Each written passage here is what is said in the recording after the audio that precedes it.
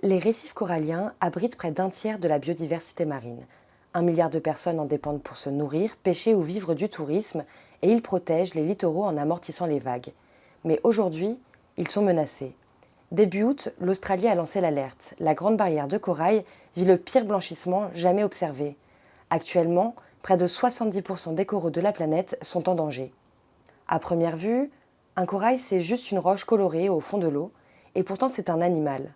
Un animal minuscule qui vit en symbiose avec une algue microscopique. Quand l'eau devient trop chaude, les coraux deviennent stressés et rejettent ces algues. Ils perdent alors leur couleur, leur énergie et finissent par mourir. C'est ce qu'on appelle le blanchissement. Et ce phénomène touche désormais tous les océans. Selon le GIEC, si la température de la planète augmente de 2 degrés, près de 90% des récifs tropicaux pourraient disparaître d'ici 2100. Mais ce n'est pas une fatalité et des solutions existent.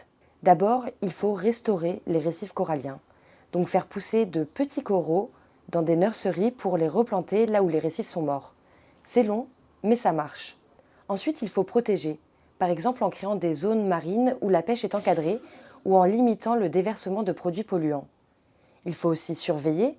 Il existe des réseaux de capteurs, des satellites, des intelligences artificielles qui observent en temps réel si un récif se dégrade.